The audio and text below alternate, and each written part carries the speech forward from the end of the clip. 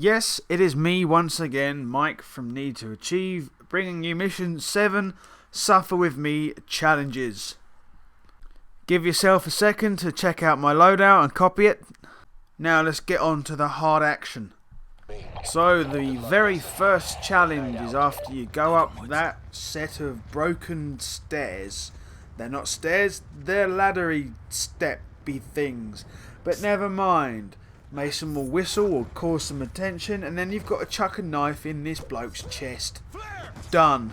Challenge 1, done. We're going to get the Nightingale related challenge in the second playthrough. So once dropping through the hatch and then dropping down to this level, access the room. This room contains a flak jacket. We need it because we are going to try and evade an enemy RPG. Without the flak jacket, you are most likely going to die. Which piece of equipment do you need to blow up an aeroplane? Yes, an RPG. This bloke always has an RPG. I've played several times on this mission and he's always got one. If you want to be easy, pick one up from the loadout screen before the mission starts. Intel number 1 is sat there on that shelf. After getting it, come down the stairs. I was quite scared as to whether I thought I was going to kill myself, so I shot the window, then aimed through the window, blew up the aeroplane before it took off. Challenge done. So for the next challenge, people, you need to make an enemy shoot his RPG, you need to survive, and he needs to kill one of his friends. I got it at this location, but if you do die, make sure that you go back and shoot the aeroplane. You should respawn just where the intel was. The sequence has been sped up to avoid boredom, but basically follow what I do until you get it and then dive and hide.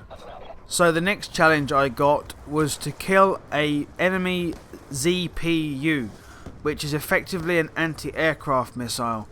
When you find this dome in the next section of the game, all you need to do is look over this roof with the RPG that you picked up earlier on, take a couple of shots, if necessary, it might even be one, and blow up the ZPU.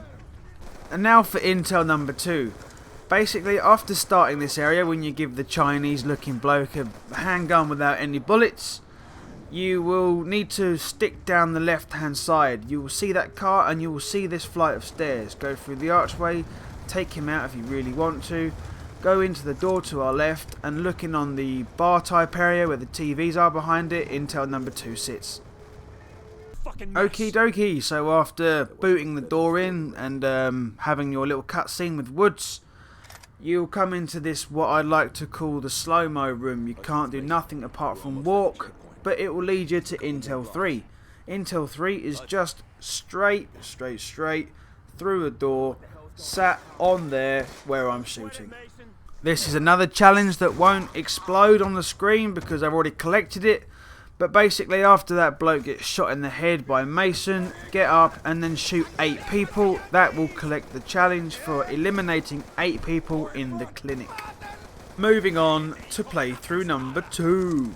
So starting playthrough 2, make sure you keep the access kit, and also do not forget to pick up the Nightingale Grenades again. From here I will proceed to show you the locations that you are able to use the Nightingale Grenades effectively. So after the aeroplane section, which we got on the first playthrough, come equipped with your Nightingale Grenades already in hand and start chucking them over in this corner. And then also do not forget to mount the LMG on the back of the truck to get yourself another challenge. Be sure not to use any lethal weapons so that you can get on the mounted gun and have the maximum amount of enemies to shoot at with the mounted machine gun. You only need a mere 10 kills to get the challenge. The next challenge is to get 15 kills with the IR Strobe. Okay, so directly after the cutscene with the Chinese bloke, the area on screen now is a very good area to chuck Nightingale Grenades. So after chucking the Nightingale Grenades, make your way down the left hand side of the map, getting the access point near the fence. Inside the fence is the beloved IR Strobes. Once you are in control of it, all you need to do is chuck it towards enemies, getting yourself 15 kills. This is a good area to throw your Nightingale Grenades as well. Now, your final challenge is to do the entire mission without dying. This is usually easy, but this bit here is a pain. So many times have I got to the end and I've stopped running and I've jumped off the edge. I'm not entirely sure if there's a 100% way of doing it, but the way that I managed to do it was to walk the entire way and then sprint at the very end, trying to make sure that I jump as close to the edge as possible. All that remains to be said now is a big thank you once again. Please comment, subscribe and like, and I'll see you in Mission 8. Goodbye. Hudson, where the hell have you been?